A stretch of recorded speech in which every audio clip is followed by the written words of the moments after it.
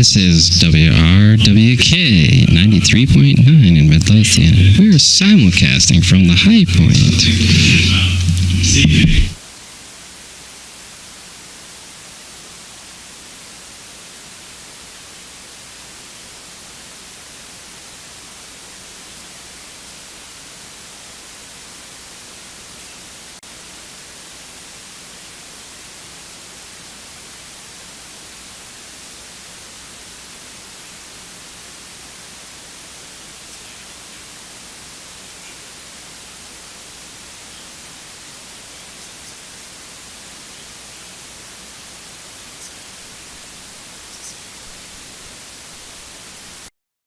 Power of oppressive narratives, and that's kind of the entry point for our conversation. Anna Hernandez is a painter and sculptor, currently living and working in New York. There's an arrangement so that the High Point will be donating any profits from sales of this work to the Virginia Environmental Justice Collaborative. Okay, so I'll introduce our panel.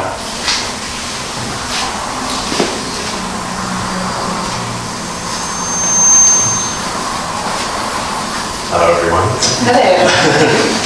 So on my right, this is Chelsea Higgs-Wise.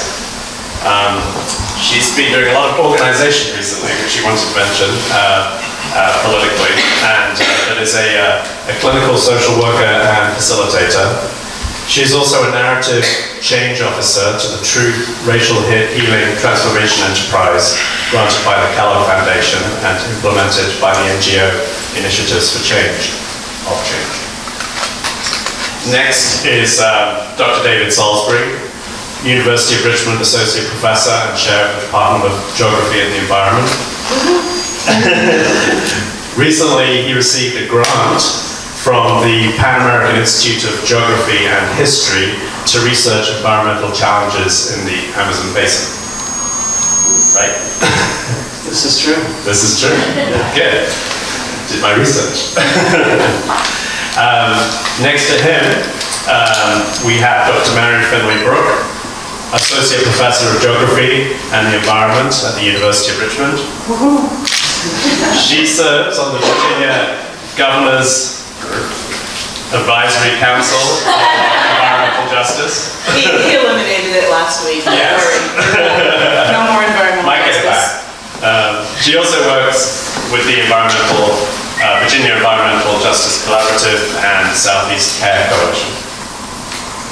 And last but not least is Dr. Richard Bargill, Associate Professor of Developmental Psychology at VCU. For the last decade, he has been on the executive board of Division 32 Society for Humanistic Psychology, which is part of the American Psychological Association. He is also, I understand, a multimedia artist himself and an author. And I'm going to attempt to stay out of most of this. I have some questions to prompt everyone, but I will introduce myself.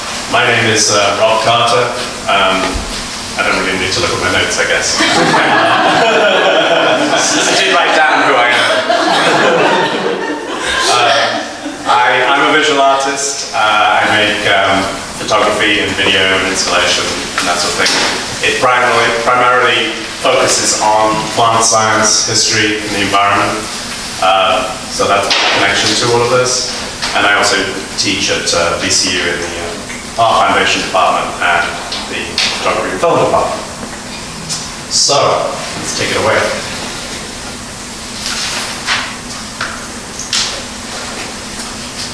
So I think it might be a good place to start with defining trauma and aftermath, the perpetrator and the victim, and these relationships.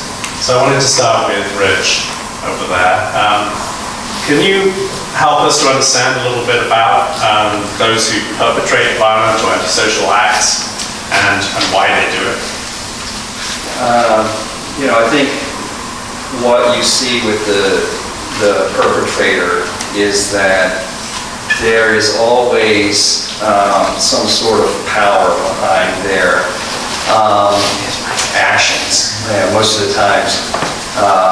it's about power or the ability to get away with whatever they're doing, so that, I think you've seen in the last few months several examples of people who have got caught doing something wrong and have almost received no punishment for that. So we have cases of rape where a person gets 3 months. We have a case with a fraternity person involved in sexual assault, and there's no jail time. We have a Supreme Court justice who is confirmed after a pretty harrowing testimony. And what I think you see in this culture that we have is that if you have power and you have privilege and you have a particular race, that there's very little, consequences for your action, quite honestly. And it's much, much more difficult to be the victim than it is to be the perpetrator. And you see that even in the case of the woman who killed her rapist, and she's given 51 years in jail. And you have to imagine 51 years in jail, but the rapist probably would have gotten 6 months. So we live in a culture that is, where the general prevailing idea in power is you do what you want, and the likelihood is you're not going to pay much consequence. And we even have a pretty famous person who says, grab them by the pussy. Right? What's the kind? Take what you want, and they're not going to do anything about it. So that's sort of there's a Western tradition to this type of policy that goes back to the Roman times.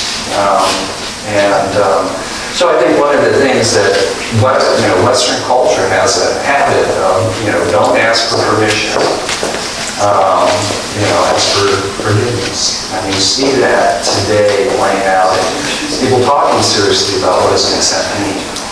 And it's as if this is a new conversation, because the West has a strong history. Just to go back to the Roman times. Right. Rome starts, with the rape of the Sabine women, which is basically the Roman soldiers wanted wives and they stole them. And that's the foundation. They even promised the women rights, but then they basically, went against that. They didn't actually get it. So we have a history in the West in general of basically supporting the perpetrators. Final example, we have 300 priests in Pennsylvania who are out and probably doing the most vile act you can do, which is to sexually molest children. And they, after they announced that this has happened, they said, should we, prosecute them? And the answer is no. And then they said, well, can we at least release their names so they can be publicly changed? And the answer also is no, right? They're not releasing their names. So think about what that means as far as who's protected. Who's protected? It's not the victim. You guys can feel free to jump in at any point. I can ask questions, but... Yeah, I would love to jump in and talking a little bit about some historic trauma and talking about intergenerational trauma or post-traumatic slave syndrome and how we have that scientific evidence of identifying how groups and demographics of people from African descent are very much affected by trauma that happened generations ago. So we can look at trauma from a micro-acute level of something that just happened, an event, that I was sexually assaulted. I'm giving an example from what they were saying, or seeing my assaulter or perpetrator on a TV screen 10 years, 20 years from now. That also is re-traumatizing. So just understanding and hearing what he's really saying is viewing trauma from different lenses and how those narratives can come across and how narratives in history, narratives in art really speak to that connection of who is seeing that and maybe what trauma they're carrying into that space. So I also just wanted to bring attention to a little bit more of historic trauma, especially here in the formal capital of the Confederacy, post-traumatic slave syndrome. Can you give us some examples of narrative tactics that are used to marginalize these people, the victims of narrative trauma? Sure.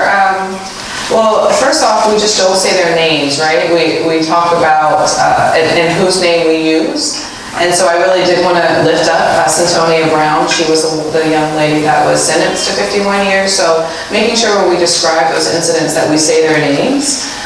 So just talking historically about even Richmond's own context of history and trauma, that we have our history that's highlighted and maintained here through policy, legislation, and through the budget of a Confederate heritage, where our Native heritage, where our heritage of African people are not lifted up and not maintained, invested in the same amount.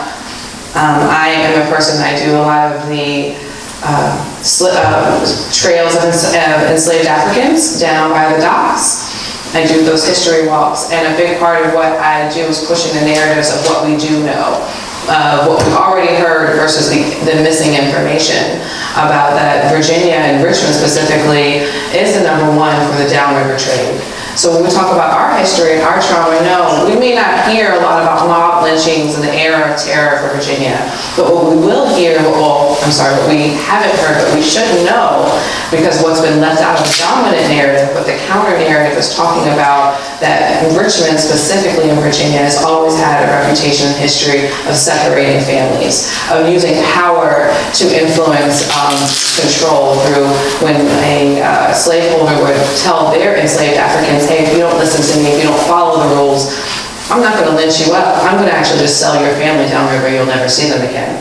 Which is why I was really so drawn to this event, because Anna and her work coming out of New Orleans, our port that we would send them to was where? New Orleans.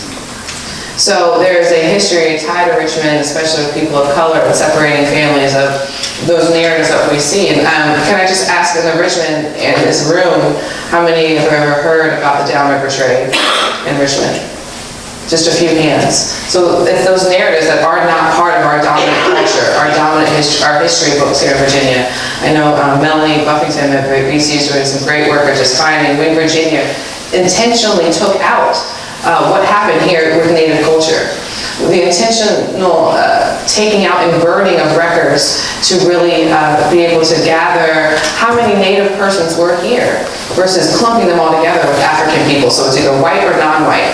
So here in Virginia, our narratives here, we can't even talk about our historic narratives accurately from our different cultures because our narratives have been clumped together, erased, so they're no longer part of that dominant narrative.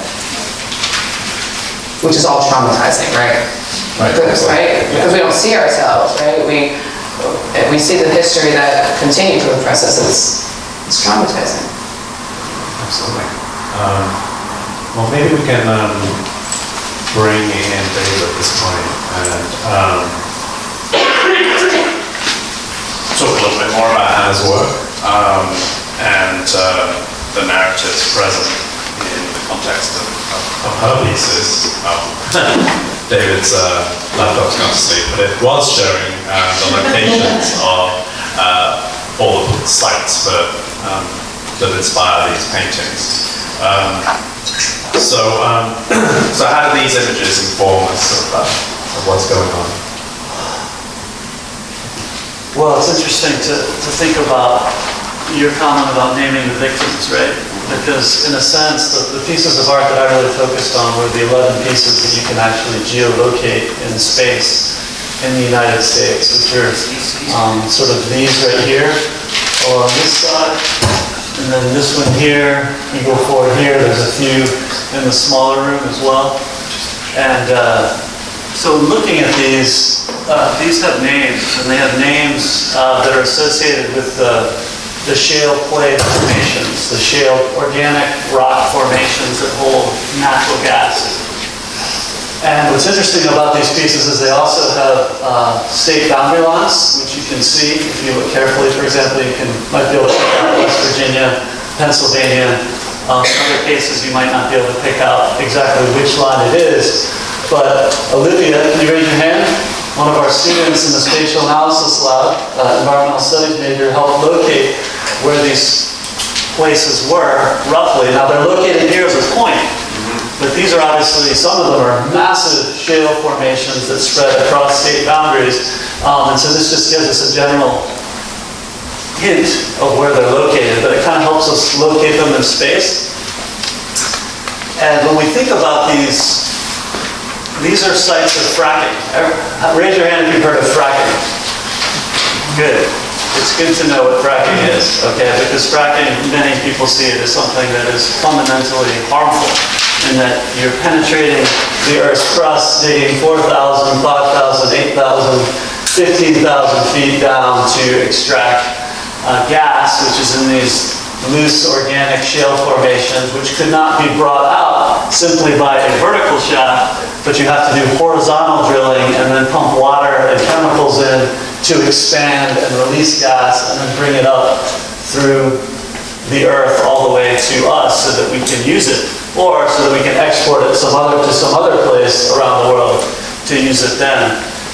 And so I think one of the ways we can think about these formations is you can see these multicolored spaces on these certain pieces of artwork which hint at sort of where some of these geological formations might be found.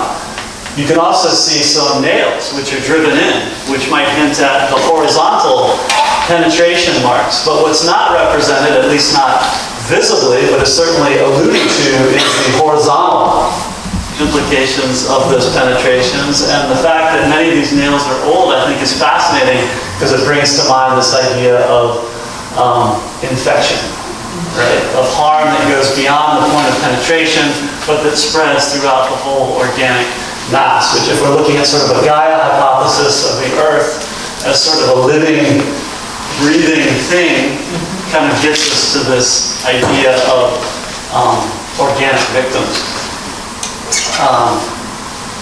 And so another thing that I'd just like to mention quickly, so I interpret these as both pieces of art, but as a geographer, as maps, as sort of sketch maps that allude to certain places. And in that sense, I think they're really exciting. They have these international boundaries which are wood-burned into the artwork, which are sort of give you the sense of what international boundaries are, right? Did they exist on the land before someone in power, right, decided to burn them in?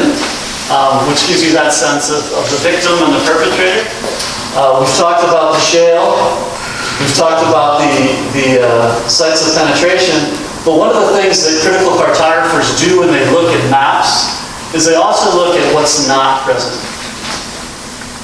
And so I think it's really interesting to interpret these maps in the sense of what's not visible, what critical cartographers call the silences on a map. So what is being silenced on these maps? And by being silenced, maybe they're shouting, right? Do we see the population centers? Do we see the trees, the animals that might be influenced by the fracking wastewater that is pumped into the rivers, right? So I think this gets at that sense of trauma and gets at the sense of victims and perpetrators. And of course, all of this is happening within the umbrella of anthropogenic climate change, which is the here and now of our own reality on this planet. And so these are not just point source penetrations. They're not simply point source penetrations with spreading infections. These are localized trauma with global implications, which I think makes this artwork so fascinating when you think about it. Absolutely. Actually, it's interesting though in terms of them being so specific to these places, but the jump from what we were talking about before, is that limitation of art, is that we're able to analyze one part of it, and the part that is not represented is the people, like right down to the individual who's affected, right down to the whatever the maybe tap. And can I jump in? I love that what he said about what's not visible, what's being silenced is also just the voices in those narratives of what stories we don't know coming from those areas and what implications and what trauma this type of what's happening in these spaces is really bringing. So a lot of what he's saying right now of those stories is just a lot of what communities are feeling of how to get their voices out. So just those implications at the time. Oh no, you know, it's been, oh my God. Let's bring, sorry, very quiet marriage. To move it directly to, the here and now, and the present, it seems like. Absolutely. So I should tell you first who the Virginia Environmental Justice Collaborative is. Some of you may know of our work, and we're still fairly young, so you may not have heard of us yet. So we've been developing across the past 3 years. It's 20 organizations across the state of Virginia. We're faith-based, we're grassroots, some of our green or non-profit environmental organizations. And then we do have some representation from entrepreneurship and small business, and then academia. And I'm the representative of academia that serves on this council. So in the past year, we've hired our coordinator, and we're really having much more of a presence. And I had hoped that Queen Zakiya Shabazz would be able to come to speak to you. So many of the groups and the organizations that we work with are frontline populations. What we mean by that is particularly burdened. And so is it appropriate for me as a non-frontline population to come here and speak to you about what people are experiencing with trauma? I would say no, absolutely not. I would also say we have a huge event tomorrow, and people are just arriving in for it. So the frontline communities that I work with are preparing for something tomorrow. And I did invite them, and I was here trying to text with somebody that's just gotten into town and saying, should we come over? And so I want you to know that I did invite people, and the people with the collaborative would also like to come. As you probably know, people are in the streets, and they will all be in the streets tomorrow. So what we focus on in the Environmental Justice Collaborative, if you don't know what that is really paying attention to the disproportionate impacts of, it's certainly not just oil, gas, and coal, but that's something that here in Virginia needs to be central to our work. And so what we're looking at is how to identify those toxic burdens, how to identify that children, and I'll just speak that one of the people that I serve on the council, the collaborative with, her son, who is the age of many people in this room, he just started university this past year. He actually had to drop out, and the reason being is his lung capacity is at 36% because he grew up by export coal terminals, breathing coal dust as a child. He will never have lung capacity over that amount because of what happened to him as a child, because we grandfathered in coal plants that we've continued to grandfather in. There are not protections for the people who live there. It is predominantly African American, and it is predominantly people, 95 and up % who live in extreme poverty. And so that's what exists around our coal export terminals. Port of Virginia, we export 40% of the coal in the country. What I'd love to talk about is gas pipelines, because that is really what I've been working on for the last couple of years. So some of the people I will be working with tomorrow are from Union Hill. I'm certainly, many of you have been following this case of the compressor station, the 54,000 horsepower compressor station that's being built in a historic African-American community. It is a community that 30% of the population self-identifies as being freedmen descendants. It's very interesting that the communities that I work with, so I work predominantly here in Richmond, in Union Hill, which is in Buckingham, it's a rural place, and then Newport News, that coal-impacted community, which is a port, is an urban place. As these communities are coming together, they're identifying the fact that one of the things that they have shared in history is one is a tobacco plantation where there were enslaved populations, and they are still in that location, but certainly living in extreme poverty and dealing with extreme racism. Here in Virginia, many of us know that this, of course, was an important port and trade area.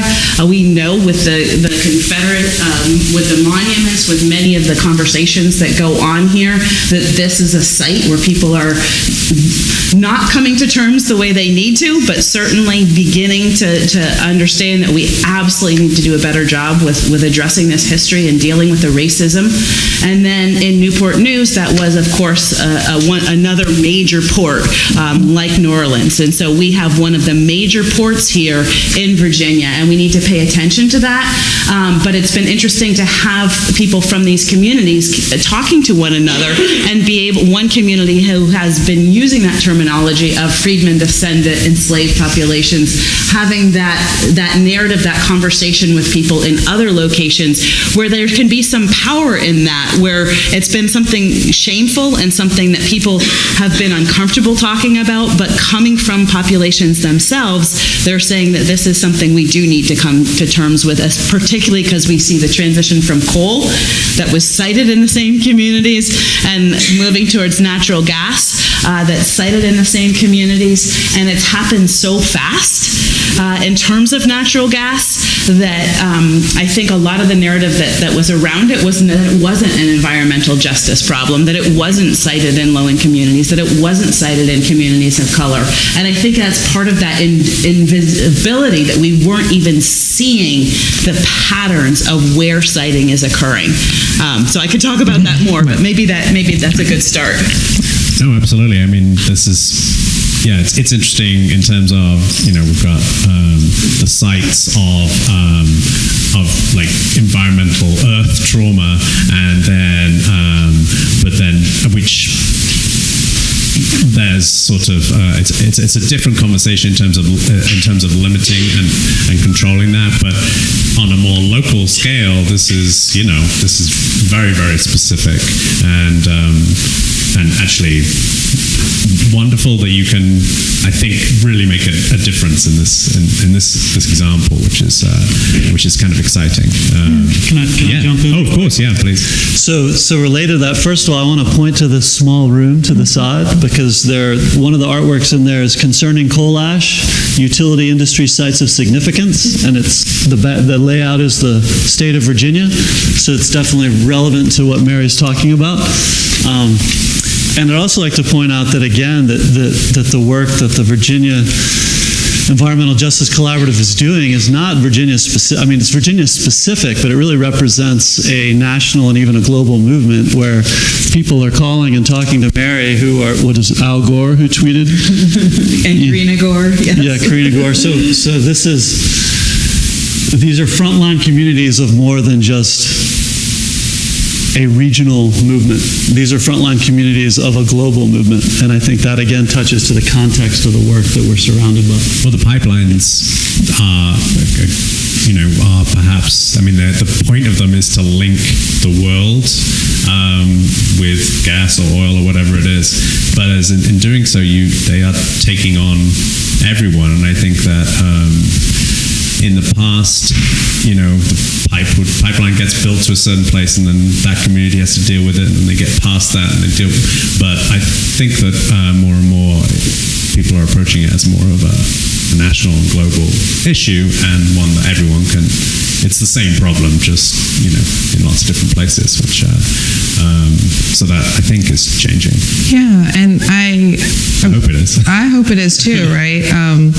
And just talking about the artwork, one thing that I really noticed big is the difference between the canvas and then the pieces of the books that are put together. And I talk a lot about place and space, and just taking up space is really important for certain communities, and making sure that they're seen and heard from. And I really like the putting together and finding things and the different tools that she uses here, and using books for a different narrative, a different storytelling. And that's what we really have to do to motivate the current right now to be involved in these different policies. People have to be able to see themselves in this work. And I love that Mary brought up the front lines and making sure that certain voices are heard. To be very honest, me being the only person of color on this panel is a narrative in itself, right? Does everybody have a doctorate on this panel? Nope. No? You teach at at a school? Yeah. Okay, everyone else has a doctorate? I don't. I have a master's, so I'm still highly educated, though. So that right there is a hierarchy that we're displaying and we're platforming right now.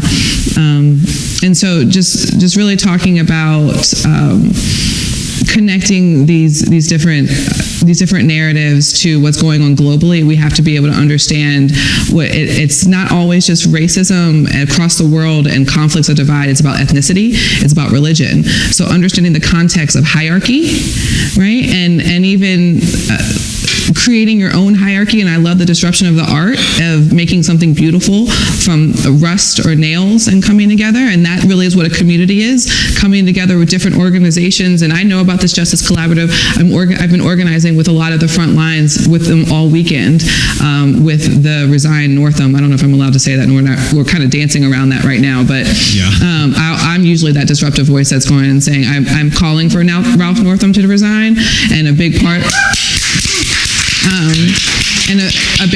are the environmental justice advocates, and that have been able to come. And one of the things I love about them most are saying that they may come and they look and bring themselves in a certain way, but they're always bringing their community with them.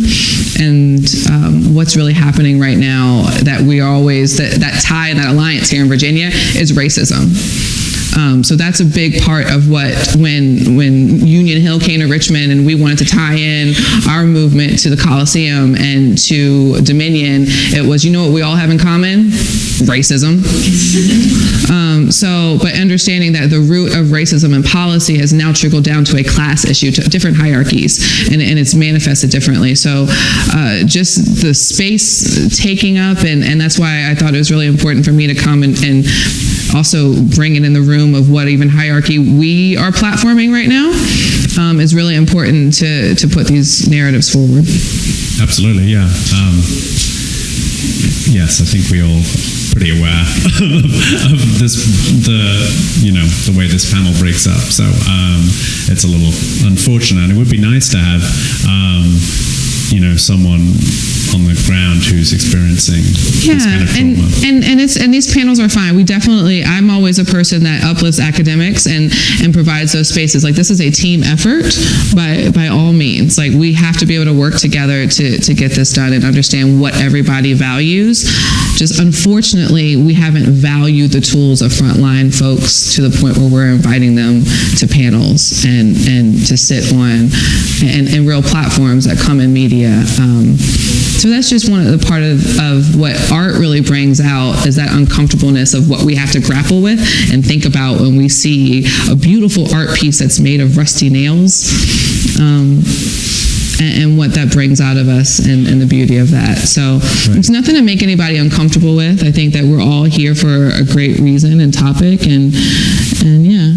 So the other thing I would say is the work that I've been doing for this whole week is to make sure that people are at the front, and that's why people are so exhausted to not be able to be here tonight. Right. I did suggest names of people to be able to come, so that was an effort that I made from the absolute start. Sure. That's something that I agree is so absolutely important. And what we did yesterday, it was, many of you may know that Reverend Woodbury is one of the speakers who's coming tomorrow, and we actually, speaking about pipelines, because I would really love to do that, we launched a 4-state campaign that will involve, because I really want to talk about some of these patterns that we see across these states, that will highlight frontline communities throughout the Atlantic Coast Pipeline. But one of the reasons that we were launched into doing this is because of the extension of the Atlantic Coast Pipeline into South Carolina. And so communities from South Carolina have responded. They've reached through North Carolina, through Virginia, through West Virginia. Yesterday we had people who I pulled together for an event as well that were speaking online. If anybody would like to see this, contact me. But basically the point would be making sure that these communities are connected across those 4 states and to recognize that's what's happening in different locations. So Union Hill was the example that was held up to think about how what's happening in Union Hill is happening in communities across the pipeline. So what's happening? Eminent domain and land takings, that's something that's happening in communities throughout. Certainly the compressor stations and the toxicity of some of those exposures, and then also the division that happens in community. So splitting the environmental justice community. And one of the traumas that I think is front and center to the work that I'm doing is the trauma of constantly trying to organize and constantly trying to understand those representations in a multi-ethnic, very trying to address hierarchy, but recognizing that hierarchy is part of everything that we're doing, and every single presentation is a discussion of how you're putting forth the movement. This is conversations that we've had nonstop for the past year. They've been going longer than that, but we didn't have as much media attention, and we didn't have as many presentations. So literally we're doing several a day, and we're making sure frontline populations are there every time. And the burden of what I do to people so that those voices are heard is also the other piece of it. So the question is, can you always force every single event? Can we have less events? Can we have less requests? Can we think about how to not put that burden on people? Because the trauma is not only the everyday toxic violence of knowing your child is ill, or that knowing that your family members are dealing with cancer, or thinking about how this impacts. I mean, I have people who are concerned about their cattle. That's their livelihood. They may only have a few cattle, but to think about how being right next to a compressor station actually impacts their livelihood. And so it's not just about what our children are breathing. It's certainly that, but it's the livelihoods. And how do you address the fact that you are so worried that you do not know what's going to happen, and while you're trying to speak out, those that you're speaking out against are those with the greatest political power and the greatest economic power. So most of the work that I do, we're constantly, and I'm doing this all the time, that I'll be writing a report that is trying to counter an argument of 30 staff people who are being paid 2 and 3 times what I'm paid. Some of them have degrees, some of them don't have degrees. But how do you work at a community level when you are always under-resourced? And the stress that causes on communities when it is a daily fight. It's the first thing you think about in the morning. It's what you think about before you go to bed. And everybody is very interested in making sure that they're hearing directly from the most impacted people. And I feel like there's a trauma that's coming along with us having to hear directly and not necessarily trust what is happening, to not necessarily make every single person speak at every single event, to actually trust that what we're saying is actually happening on the ground. And it's because the media doesn't actually pay attention to daily lives, they only pay attention to events, that then we have to stage people instead of having the world just to pay attention to how people are living their lives and the threats that happen to them in their living room, in their work, in their school. Well, it's trying to get people to empathize a little bit and have a little bit of imagination about what people might be experiencing, ultimately getting people to care. Yeah. Just to go down a little detailed political rabbit hole, one of the things that is a major issue based on, say, pipelines and stuff is eminent domain, which is a very old, it's in the Constitution, right? I think, or some version of it. And we basically live and die by this rule that the government can take, what it wants if it is considered, available, abandoned, or whatever, but it's very vague. And that is what a lot of the ongoing argument, both on a local level and on a much more national level, is about. So I was just wondering whether you had any thoughts about, if we were to change the law, the Constitution on that, how that would help and how that could be restructured to sort of deal with some of the stuff at the base level. Well, the type of takings that I want to address, because there's a lot of different types and there are historical reasons why these have occurred. The ones I want to address are those associated with the oil and gas and utility sector, because I think there's a lot of misunderstanding about what the law says. And so a little bit over a decade ago, we agreed that we were going to allow utility companies and allow companies to do takings if we considered something to be in the public good. So you may hear and you may see people who are protesting say, no eminent domain for private gain. So eminent domain is supposed to be for public good. So there's this idea that a utility company is always for public good.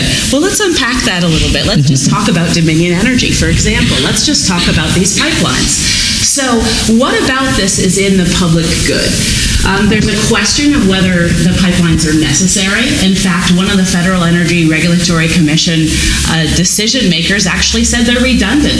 These pipelines that are crossing the state of Virginia, the Mountain Valley Pipeline, the Atlantic Coast Pipeline, actually are not necessary. There's more reports coming out every single week actually suggesting that there is not the need that is being argued. So how can it be argued in public good if it's not necessary? And then when you think of the pipeline impacted communities, they're seen as something in the way, in between the point of extraction, we've already talked about fracking, and the point of use or consumption or export. In many instances, this gas will be exported.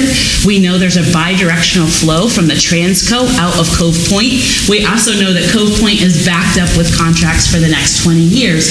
That's where South Carolina comes in, and the building, the extending of that port for super tankers. And so that's why we think that they actually want to go through South Carolina.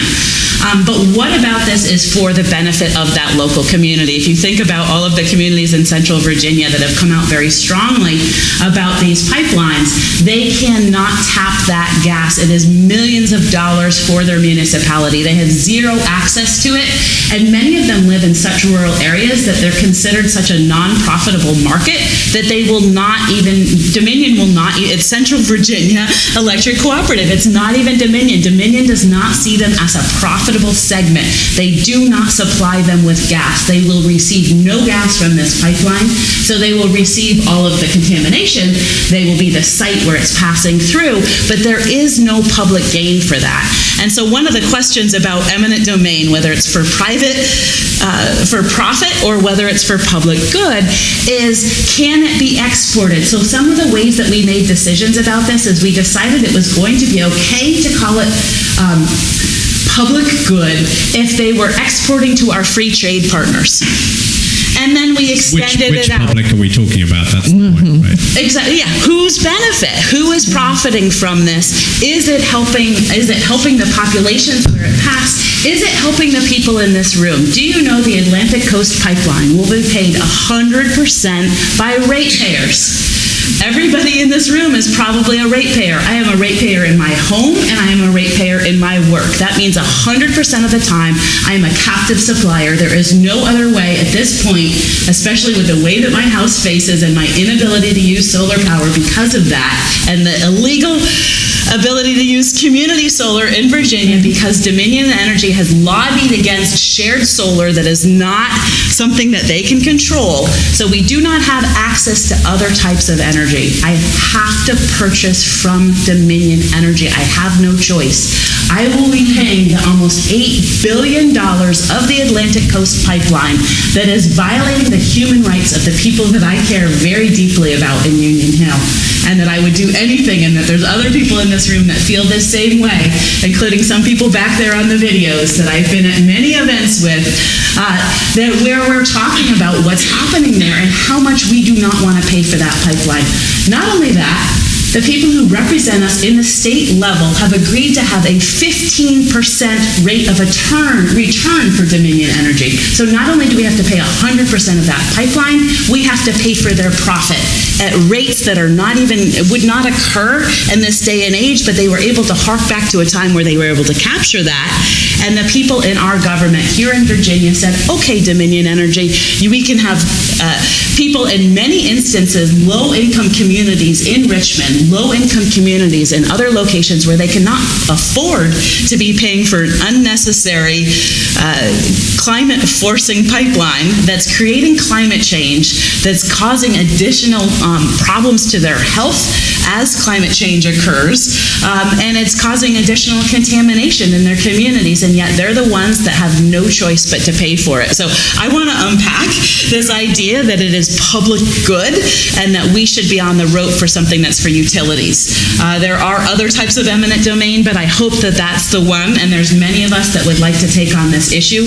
This Supreme Court, actually about 2 weeks ago, decided not to hear a case having to do with eminent domain in the pipelines, and so we're going to have to keep working to get this heard, but it will be something that we'll come back to. So like so many things, yes, it's about enforcing the law correctly. Yeah, go. And again, let's scale out to the global level. So I do most of my research in the Amazon rainforest, and the Amazon rainforest is already experiencing the wettest and driest periods that it's had in a long time. The indigenous peoples I work with are sensing this. It's affecting their livelihood as well.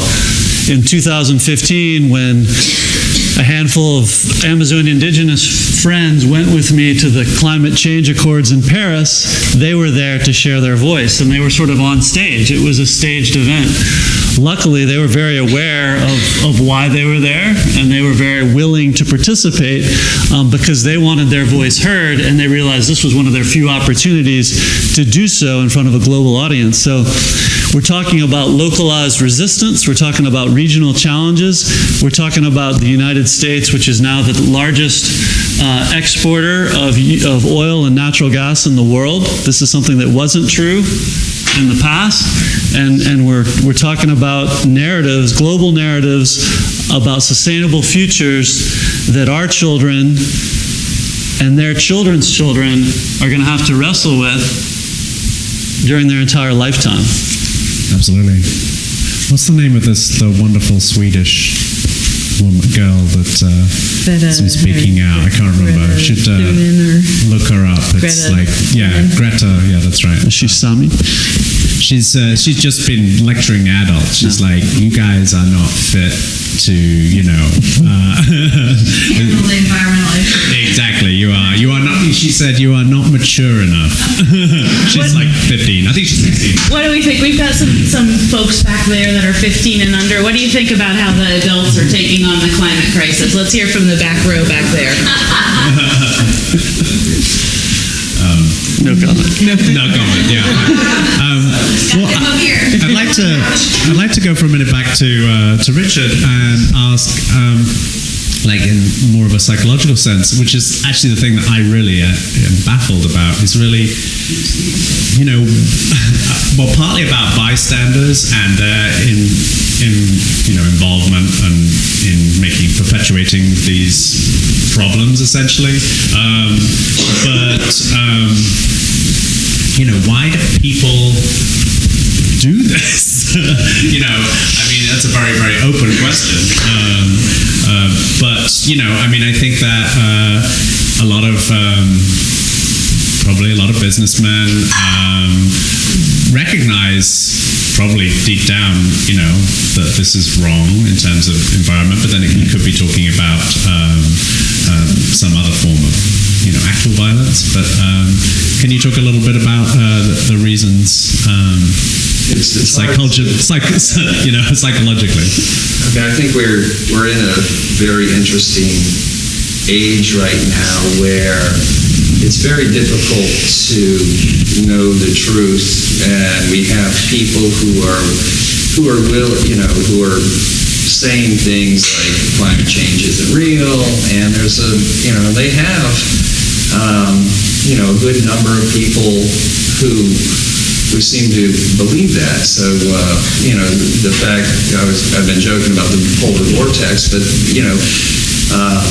because it's cold outside in Chicago, that means global, warming in their mind doesn't exist. And this becomes this sort of willful ignorance to basically, not want to look to the future. So we've had people already on the panel talk about thinking about your grandchildren. And what we seem to have here is a group of leaders who want to think about now and squeezing, all of the oil and money out of the, existing infrastructure with no real foresight to the future. So I understand with, I say wealthy people who feel perfectly comfortable sending their children to private schools, and it's like supporting yourself and your family and giving them the best you possibly can. I guess this is something of the American dream. But when it comes down to climate change, if you're a parent and you're not engaged with what's going to happen in 50 years' time for your children, it doesn't seem to make sense psychologically to me. And so I'm. Well, I mean, I don't know if I can make sense of it either, because please. Speculate wildly. There's just denial going on that this isn't happening and it doesn't matter. And what's fascinating is we're having hurricanes that are blowing cities off the face of the earth. I mean, it's quite literally happening. And we have the places down in Florida, the whole town's gone. It's not. If we have a fire in California, the whole town is gone. There's nothing left. And so to say these things aren't real is denial, and denial is something very hard to break, because it doesn't matter what evidence you put forth. The person simply chooses to ignore it, or chooses to say that's not really happening, or they'll say, oh, well, there was a really cold period 200 years ago so you have forces that are putting out information that is incorrect or hiding information. We know that the gas companies have known things have been happening for a long time and have been actively putting out propaganda to say this is not happening. Well, so if you muddy the waters about what's true and what's not true, it's pretty easy for the people who want to believe what they want to believe to do that. And what we've mostly done is push the environmental issues off onto the individuals. So people are, people are recycling. We have an environmental film fest coming up, and you start hearing all about all these individual ways that we can try to do it, because the government is not stepping up and protecting us. And when people are on air quality boards and they're saying this is a problem, this is a problem, this is a problem, they get kicked off the board and they put on somebody who's just rubber stamps it. So we have people who are seeing, we have a group of people who are seeing the truth and who are trying to be cautious and trying to turn the ship, but we have other people saying full steam ahead, and this thing has to turn a while ago, but it'd be helpful we start making some turns here, and we're just going straight ahead. And you're really talking about using a narrative as a weapon, right? Because the same weapon of saying that these fires or this cold weather things are isolated events is part of that narrative to make us disconnect from the larger global effect of it. And it's the same weapon that we had and used on people of color forever, of, oh, that act of racism or act of hate is just an isolated event. That's not a real thing. We shouldn't have a global policy, macro level approach to that. No, it's just something that happened that's just there. It's an individual level versus the larger global community facing of that too. So our individual narrative or our community narrative frame can be uplifting, but it can also, and has been historically used as a weapon to maintain power and benefits. Yeah, absolutely. I think one thing that's I feel like changed perhaps in the Trump presidency is that people are not ashamed anymore. Some people, particularly on the right, who maybe in the past would not have admitted their racism, are now open about it. Okay. And that's seems to me quite hard to fight that in a way. Well, it's easier out in the open. As a facilitator, I actually work in racial healing over divides and specifically around the United States context of conflict, which is race. And so it is now that people are out and very expressive and external with their bias, it presents a conversation that we can at least say, in this space, in this area, and again, getting right back to the art of it, is recognizing what type of thought, consciousness, and intention is happening in certain spaces. So at least we can now identify what's going on in different places that we understand where certain narratives are coming out of. We should probably open it up in a minute. Yeah. Do any of you have anything that you want to add specifically before I open it to the floor? Actually, one thing I did want to ask you, David, in terms of scientific research is, I think that scientists are stepping up more and more to, being more vocal, but we have gone through this period of where, for some reason, there's this distrust.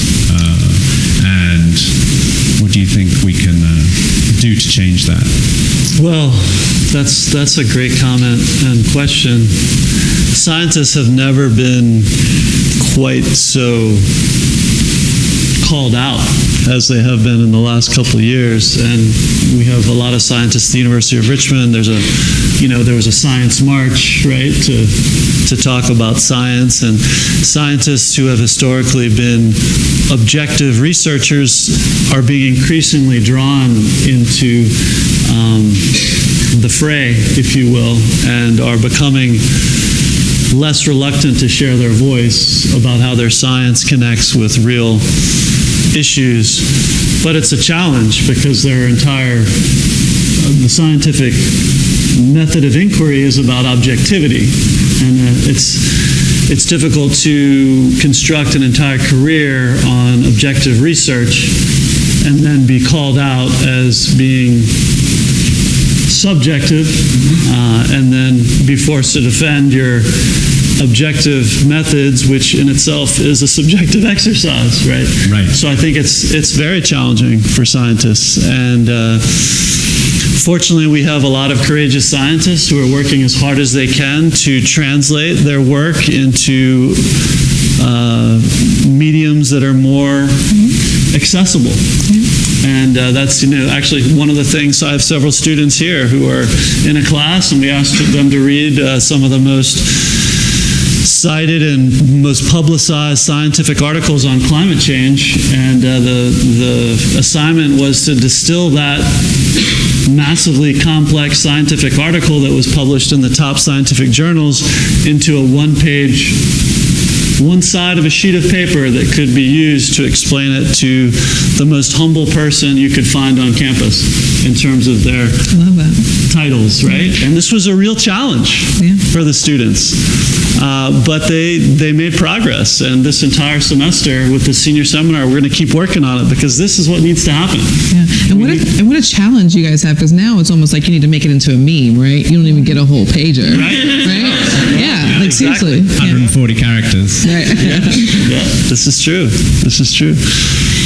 So I was going to bring in the necessity for natural scientists and social scientists to work together. So I've been doing work on climate for about a decade, and I'm often the social scientist that's in the room with a lot of the natural scientists. And one of the things I think has been really important to the conversation for people to hear is that we actually have more certainty about the science than we have about the power and the understandings and the narratives and how we get people to change. And I work with a lot of natural scientists who I do consider very bold, and I also work with a lot of natural scientists who are so defensive about their neutrality and their objectivity that I sometimes think, and I'm not trying to offend anybody in this room, but I sometimes think that we could push the narrative a little bit further. And I'll give you an example. One of the things I talk about with people that I'm co-publishing with, and I do, as I said, work with people in the natural sciences, is whether we can say fracked gas. And that's already off the table for most people. The way that I push back on it, so I say hydraulic fracturing, then I say fracked afterwards, but I don't actually use the phrase fracked, and I actually have a hard time sometimes because as soon as you say fracked, you've identified yourself in a certain camp. And I think that's unproductive. The way that I work with natural scientists, scientists that work in the hard sciences or the natural sciences, is to use the terminology of unnatural gas, because we know that once that process of hydraulic fracturing happens, once we do have that penetration and it is causing those chemicals, you don't get that out without putting those chemicals in. But even getting people to come around to the terminology of unnatural gas, which really identifies how awful this process is, pushes too hard on natural sciences. And so I think we have to be able to think about the narratives in science and how we have to push some of the politics and power and some of that critique into that language, because if we always fall back into what is safe and objective and neutral, then we're not able to really work across those lines of a social scientist understanding a natural scientist. So it's the communication to people with all different education levels, it's the communication to the general public, it's the communication of how much certainty there is. There's all of these different sides. It's very complex, but the politics and human nature is what is most complex. And I think natural scientists sometimes have to be a little bit more open to hearing from the social scientists so that their natural science can be heard and communicated and have the power that it could have, that narrative that it could have, if we were understanding how we have to change the way we're talking about climate, or we have to change the way that we're talking about oil and gas, for example. No, it's about framing the issue. I mean, the neocons, for instance, are brilliant at reframing things. And this is, where I suppose it's not just down to the scientists. Maybe actually the scientists have done their jobs. Now it's a case of, I guess, artists and writers and other people then to translate and to, yes, exactly. I mean, we made some kind of a step, I think, moving from global warming to climate change, but maybe it needs to be changed to something a little bit more urgent, I had a class, a senior seminar, that once decided that they wanted to change the syllabus and call the class global scorching because they didn't feel that global warming was threatening enough for the impacts that they were registering in their research. I think that's a great example. I mean, warming, everyone likes to be warm. It's a very soft, it's a nice word, soothing, but it doesn't, there is no urgency to that. Yes, climate destruction. And she brought up a good point of hearing more from the social sciences versus the hard sciences, right? That she just identified another hierarchy within our academics, that social sciences are not as platformed in these conversations. And we've talked about like the issue of change and human behavior and why we're not changing with these barriers that we've been conditioned to, and why we have folks and the social sciences here to talk about those certain things, and why we have to have those intersecting, right? It can't just be that, agree or disagree, it can't just be the scientists have done their jobs. It really has got to be connecting with different mediums of people. Why I do writing, I do radio, I do organizing, I'm literally intersecting all of the narratives so that it's more accessible to people. So just understanding how all of this really intersects, so our message, the siloed effect is part of their method, is part of their structure, to even separate our sciences like that, right? To create that hierarchy within them. We should hear from I think it's time audience. to, do this, Rob. Invite the person to come up. Okay, or I can just take this too. I'll just make sure they have one. Absolutely. Centered a lot around sort of perpetrator and victim, and I had a couple questions about that framing as kind of the setup to this conversation.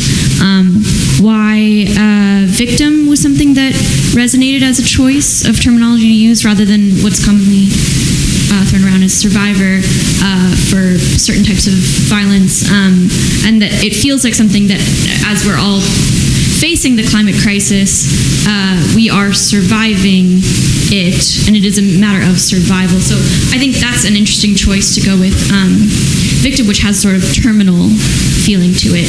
And then I also wanted to ask more, I think you briefly mentioned the term bystander. I'm also wondering, like, with this sort of binary narrative of victim, perpetrator, where does bystander, where does enabler play in, and who are we when we're talking about folks that are on the front lines, that we're framing those folks as survivors or victims, or, you know, the folks that are fighting back but feeling the most direct impacts. What role are we playing? Are we enablers? And how do we step out of that framework? Sorry, that was a lot. Good question. Yeah, I want to say that pointing out immediately that we went straight to roles here was really interesting in the conversation, and it goes right back to just siloing people. But I also want to applaud you for bringing up disrupting the narrative of what we had here as victim, and we should really check ourselves on we should say survivor, because again, it's putting that and almost like naming their trauma and their identity. So thank you for that. I forgot the second part of it, but I just wanted to say kudos for that. Yeah, very appropriate. I mean, the comment, and then in the context with which we're talking about, I think survivor fits extremely well with the climate change narrative as well. Yeah, and I like, you mentioned the bystander, and I talk about the bystander a lot with racism, and just understanding that role, and the bystander is a safe place and neutral space for people to stand. And in my view, that if you're identifying yourself as a bystander, then you haven't identified what you can do in this space, right? We can all find something, and our talents, our gifts, our mindset to do that. And I always tell people to find another bystander that looks like you, or identifies with you, or thinks like you. Talk about it and figure out how you guys can step out of that bystander role. I think one of the interesting things is none of us are a bystander here. As far as who's going to be affected, right? I mean, when we're talking about climate change, this is not time to be neutral on what's happening, right? Because you're going to be affected. You're going to be a survivor at best. So, you know, if there's a time to, you know, join an organization or to move from, you know, you guys are already doing it because you're here and you're not watching football. Right. But you're already making a choice to move towards something that is a conscious raising thing. But this is, you know, I think the hope of what probably us are feeling is that you're starting to see the conscious raising getting to a better and better position. People know what these things, what climate change is. There's less and less people who are able to keep their head in their shell. People are on the edge of their seats, ready to get up and get into the streets. But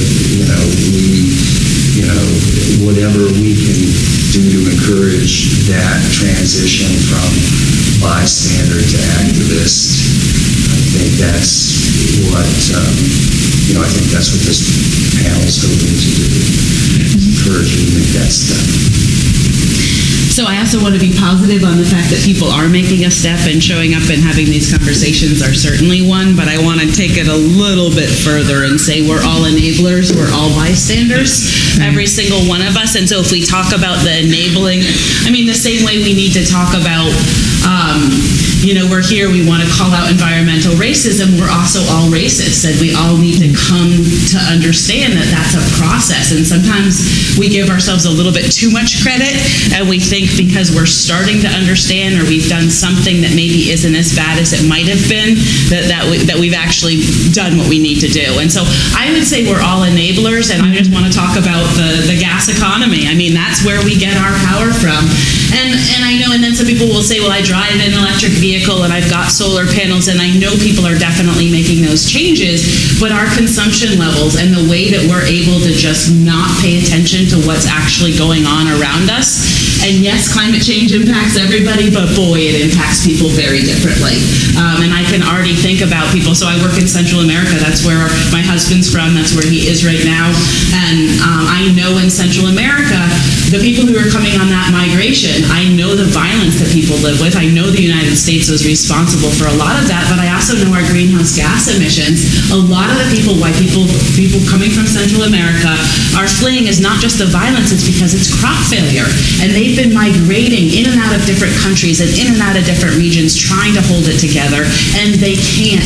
They cannot survive. They're losing their lands. They cannot feed their children. That is what climate change is. And if you're eating 3 meals a day and you're not threatened with drought or hurricane taking your food away, and if you're not worried about sea level rise wiping your house off your home, your dwelling, then we're not really all experiencing climate change the same way. And so while it's kind of starting to get some of us engaged and out of that chair and we're feeling it, like we're not feeling it like frontline populations are feeling it every single day. And so if you're eating well, if you're able to think about, where you would take shelter in the next hurricane, if you're not worried about being carried away in a flood, then maybe you're not addressing climate change the way that you need to. And I think we're all enabling it.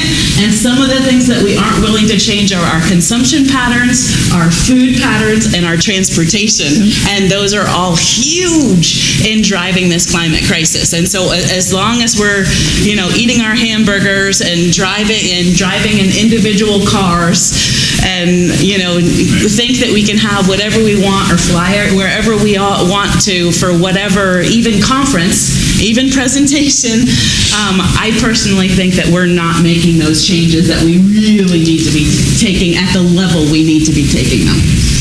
And to connect that really quickly, so for a class this week on globalization, I was doing a little research on the World Economic Forum, which happened in Davos, right? These are the richest people, the most powerful people, and they have a risk report. They do a survey, and they had a risk report. And I was looking at the risk report, and the risk report, 4 of the top 6 risks that they saw were environmental, extreme events, climate change.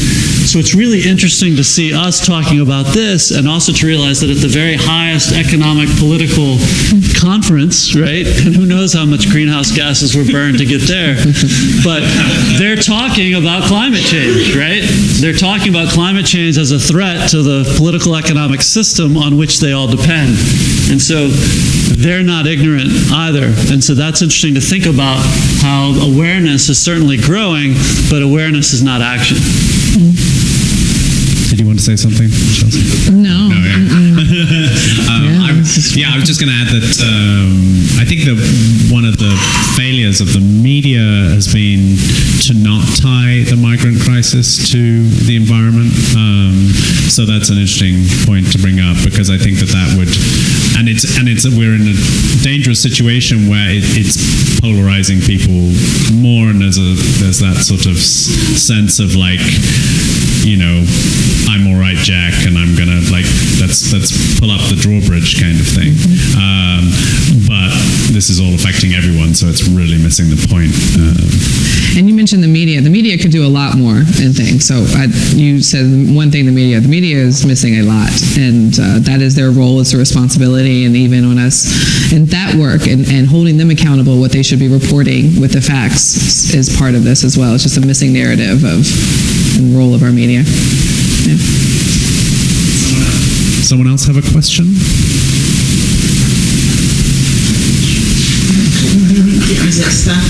So is there such a thing as engagement fatigue, and how do you guys deal with keeping this in front of people, but also, at the end of the day, we all have to take care of ourselves, and if we're immersed in this, if you were to go to a dinner party every single week and talk about these things constantly, which is probably the amount of attention they deserve, but even survivors, there is a mechanism where we forget in order to move forward to a certain extent. How do you balance, and how do you keep these things in front of people and engaged where you engage them, but don't maybe overexhaust them or something like that, so that they can be an active participant participant in changing the narrative and keeping it going.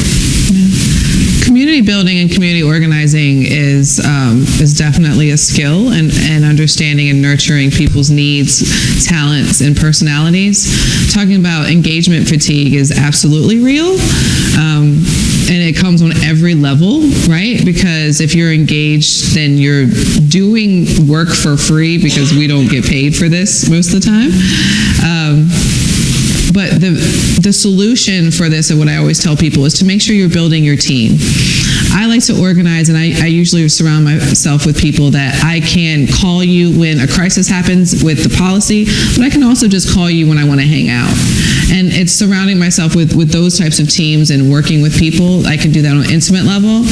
Now, when I'm an organizer and I'm engaging volunteers and inviting people in, or meeting them and trying to build a coalition and an ecosystem of advocates, then it really is allowing people to give what they can and being okay with that. And if they need to step back, that's why we've built our team. We'll step back in. Allow people to give their talents, their skills. Don't just say, hey, you're here, this is what you're doing. No, ask them what they can give. Ask them what they love to do, right? I do this work because this is what I'm passionate about. I wouldn't be able to go to sleep. Like Mary says, the first thing that she does when she wakes up in the morning is think about this work. So if you have someone that's come to you ready to provide their time and energy, then just be open to receiving this, and know that this is, I'm going to go on a different realm. This is spiritual work, and that's something that we haven't really touched on a lot. So it's about taking care of our spirits, our energies, and recognizing that we are not just a workforce, that we've been conditioned to see ourselves as just, I've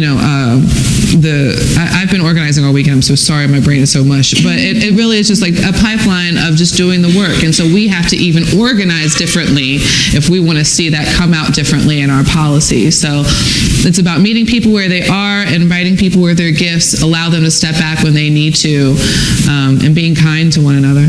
Yeah. Well, and the other thing I would say, as somebody who doesn't have a lot of balance in this area, and my kids back there in the back row know and are living with this with me currently, is I think that what happened for me personally is when Donald Trump became the president of this country, the only way that I can deal with what our reality is, knowing my children are growing up in this, is engaging. And engaging probably at a level that's somewhat unbalanced and not very healthy, and losing some of that is as full as my heart is because of the people that I work with on a daily basis. And I can tell you my heart is so full from working with people and being in community and knowing I can call people and they can call me. I mean, it's the best feeling ever. But I also know that it's exhausting, and that fatigue, sometimes you don't say no. And when I don't say no, it's because of the communities that I work with, and it's because of my kids. And I cannot sit back and not do everything that I see in my power as a mother to think about the fact that we are doing such damage right now in terms of setting things back on rhetoric and race, and setting things back on equity and justice, and setting things back on environment and regulation, that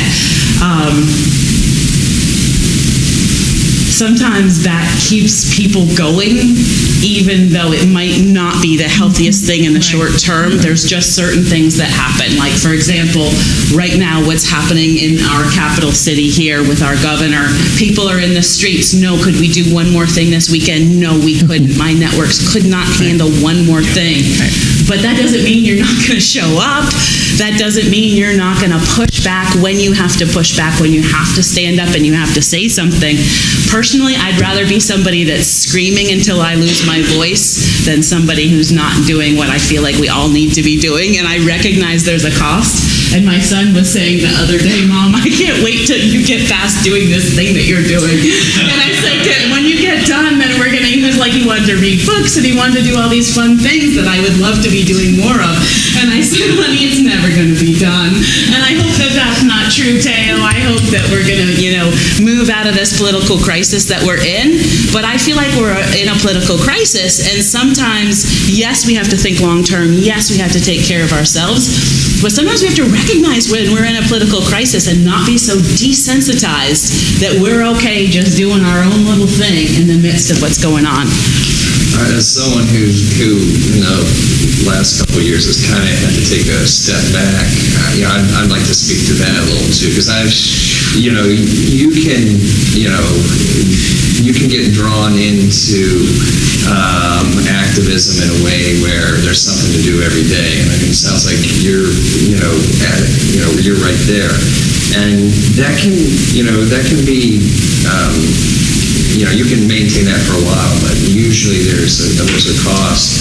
And so, I got to the point where I had to kind of change. I don't necessarily know if I backed off, but I started trying to,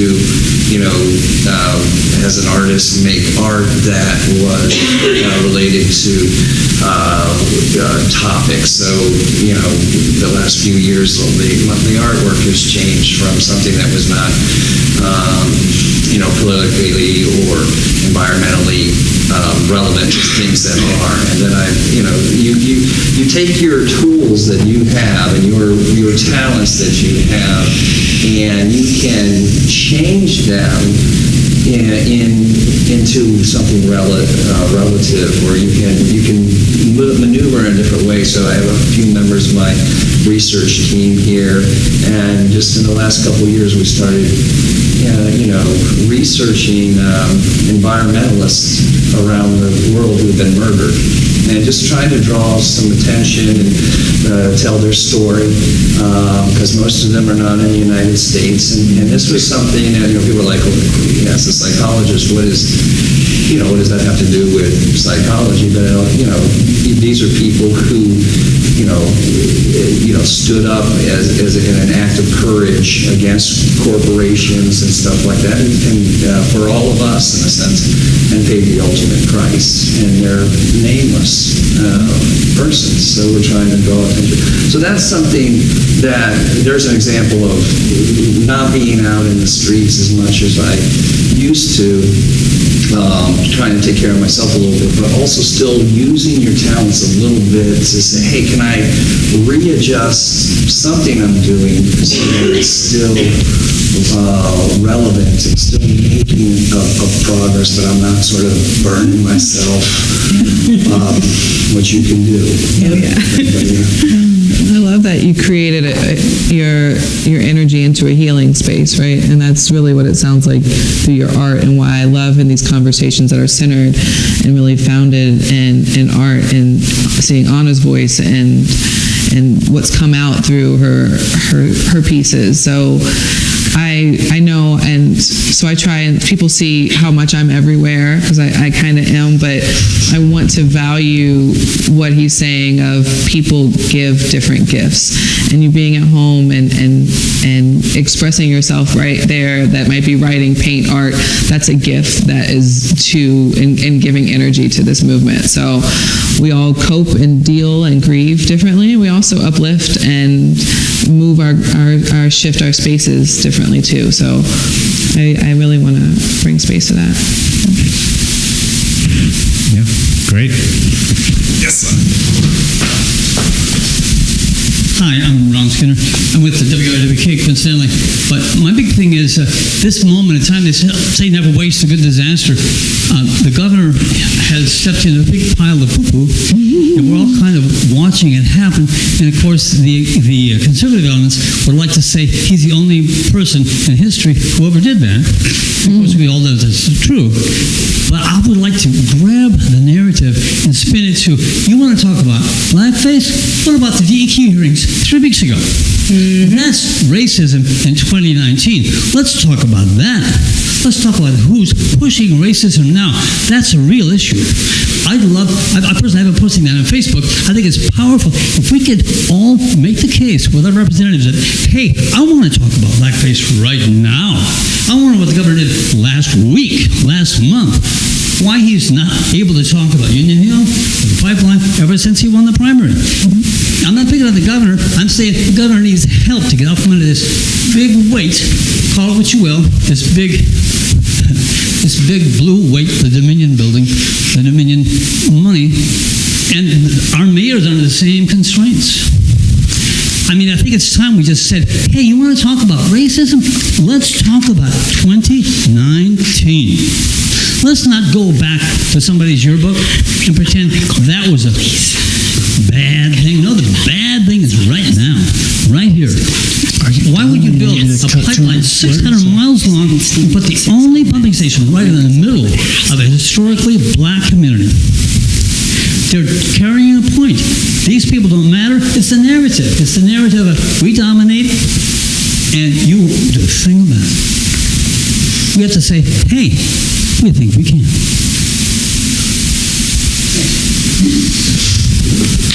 Thank you. Thank you. We probably have time for one more question.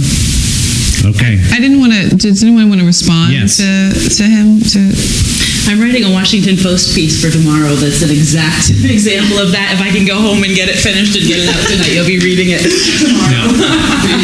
It was something I was thinking about, particularly with this. It's like, and perhaps with David's question, it's much easier to get people out and excited through something that, it's not that important, this photograph, really, in the grand scheme of things, even though it is. But it's it's grabbing that moment to use it. So Union Hill released a statement that came out yesterday, and that's one of the things that'll be in the Washington Post article, but basically that's what they said, is as offensive as that photograph is from 35 years ago, what's more offensive is this taking, is what's happening to us right now. There's also been a statement put out by the Environmental Justice Collaborative, and this is the other piece that I'm writing. Some of you may know that I served on the Governor's Advisory Council for Environmental Justice until he eliminated it last week, and the reason why he eliminated it is because we were talking about environmental racism, and we were really pushing back on what happened in Union Hill. We were told to write our annual plan for next year, and we were basically told that if it included paying attention to gas pipelines, that our future was uncertain. We wrote about gas pipelines, and we were eliminated. And now he's created a process where those of us who served on the previous council can apply. If you've looked at the application, it is the most offensive thing. It does not fit with any type of frontline or community activist. Even myself would be somewhat intimidated filling out that application. But the idea will be able to screen voices such as myself who have pushed back on Union Hill repeatedly. And so he is a racist in what he has done in Union Hill, but his whole government has been unwilling to listen to the fact that we said in May that human rights and civil rights were being violated in Union Hill. The administration got cold with us, and that's the last point that we really had any funding or any real support to do our work. And then as we continued to push back, and we released a letter in August telling the governor we need an emergency task force to address the human and civil rights violations of Union Hill and communities along the pipeline. Took 2 months to respond to our emergency request. Completely ignored it. People have continued to push back. But the idea is that he eliminated that council, the Council on Environmental Justice, which should talk about what frontline impacted communities want in allowing for a meaningful participation. Because that was happening and people were coming to us and we were noting and recording and saying what was occurring, he eliminated the council and created a council where he'll be able to control who goes on it. And he's decided that the topics that will be under discussion will talk about the transition from coal to renewables. So those of you who know anything about natural gas, look at a map of what our fuel was in 2007 in this country. It was predominantly coal. 10 years later, in 2017, it is predominantly gas. That's how quickly it happened. So anybody in this state where they're building 2 massive pipelines that tries to discuss energy transition as going from coal to renewables and says that the Advisory Council on Environmental Justice should only be talking about coal to renewables and takes gas out of the conversation deliberately because of this issue of racism has some real problems in how they're functioning today as a leader. So yes, I want to pay attention to what happened 3 decades ago. It's obviously very important. I remember 1984 very clearly, but Today, there's problems going on. There is such racism within this administration, and we need to hold the person at the top accountable as well as everybody all the way through. That picture is important because it shows his mindset 30 years ago and his policy, and it matches on his policies right now. And so I can tell, no, you have not changed. No, you have not talked to enough people. And no, you do not need to have that much power over our policies based on this ideology that you've had, including 30 years ago. So that's why that picture is important, and it aligns directly with his racist inherent bias. Indeed. Well said. Okay, well, I did give you a chance to do one more question then. Hey, I guess I would like to ask you guys what you think the role of an individual is when talking about how to fight, global climate change and things like that. Like, we hear a lot about how we need to fight climate change by changing our diets and our transportation habits and our consumption habits, but in a lot of ways that in and of itself is a narrative sold to us by corporations who are mostly responsible for climate change. Telling us that it's our fault for using plastic straws and for not taking the bus to work enough times, or ordering McDonald's, but in that way shifting the responsibility away from themselves for the much larger role they're playing. Even if you do all those things, even if you go vegan and you start carpooling and you try to practice ethical consumption as much as you can, a lot of people would tell you aren't really going to be addressing the root of the problem because you aren't because it's not an individual problem that causes climate change. So I guess I would like to ask you guys, what do you guys think the role of an individual is, or what can you do that you feel like makes a quantifiable difference, if anything? I like someone was saying that this is a spiritual journey, and I think that's correct. I mean, this is when you're making individual changes, you are basically saying, I'm doing this. I'm making my small contribution to trying to change, and it's meaningful to me to change my diet or to change my transportation habits. Obviously, our system is not set up for us all to take trains to work and all this other stuff, but I think that's how instead of seeing it as, I'm just a drop in a hat and it doesn't matter if I don't use a straw because there's 500 million straws being used today.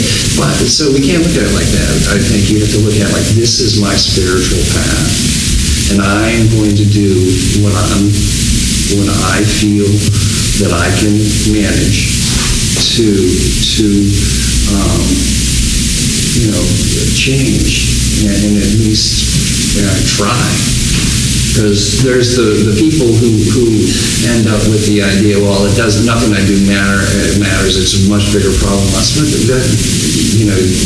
You can't control that. You can control what you're doing to the, and the more you do, the more you'll, I think,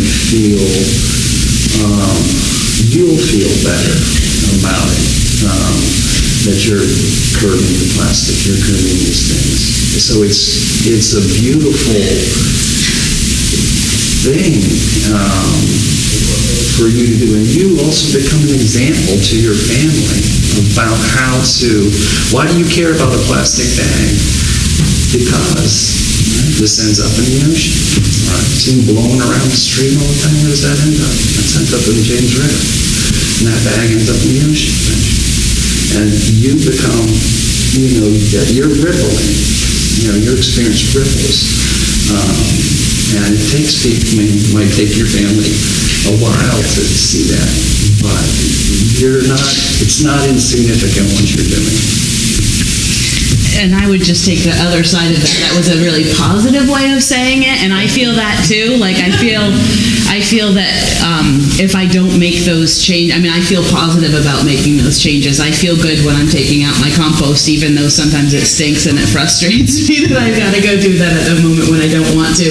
It's something that you do feel good about, but it's the other side of it too, that I think we feel hopeless. I think that we feel that humans can't change if we don't even change those things that we have the power to change.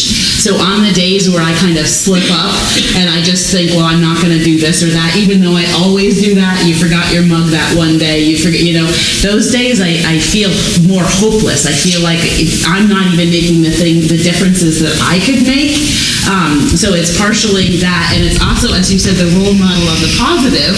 Like when you see people that have solar panels, and when you see people that have picked an electric vehicle or are walking or biking or something like that, that's the positive. But the negative side of it, if nobody is making a difference, it feels so overwhelmed. Like I don't know if you've ever gone out. So I grew up in Vermont, so I'm used to everybody having their chug-a-lug and doing all kinds of environmental behaviors. And when I moved to locations where that wasn't, what is a chug-a-lug? Oh, so like you can't. So the reusable cup, which I mean, like 20 years ago we called them the chug-a-lugs because everybody had their mug with their stickers. It was like, why would you ever not have a mug that you would use over and over again? And then since then, I've lived all over this country, and we're only just starting to have. But it is that role model. But also, if you do, the role modeling in a negative way, it makes us feel like our society is never going to change. And so if you're carrying your mug, and then you see your coworker carrying their mug, and then you're sharing a meal together where you didn't bring in any extra disposables. I mean, I think it's that. Not only the positive side of it, but we're not falling into the negative. It's the hopelessness. If we don't ever do this stuff together, I think we start thinking it's not possible, and I know it's possible. If I could just add to that is, there's a nice organization in Richmond called RVA Clean Sweep, and they pick up garbage. They go, in neighborhoods. It's really nice. And if you pick up garbage, the next week there's more there. Okay, it's just there. And you could say, what's the point of picking up garbage? It's just someone's going to throw another thing there. But the way I kind of, think about it is, yes, but I saved this piece from going into the river. This piece is not in the river. And if you kind of think of it like that, so you picked up one bag of garbage this week. Yeah, but that bag of garbage is not in the, Great Pacific Garbage Patch. And so, that's how you keep your mind, I think, in the game, because otherwise, you're right, it's just like, it's infinite, right? So you have to... It's also about talking to each other, right? I think that's, so everyone here, right, you've already made the first step. It's not just about personal choice. The most powerful thing you can do is find like-minded people and talk about it. And so we're talking about it right now. And then you talk to more people, and then more people talk to more people, and then all of a sudden you have a larger community. And if you can make those changes at an individual level, you feel better about what you're talking about at the same time. So I think that sense of community, of reaching out, finding like-minded people, talking to other people, making gradual change, that's how things change. Oh boy. Well, we probably need to wrap it up. But I'm going to give the last question to you. Okay. Zach. Yeah, sure.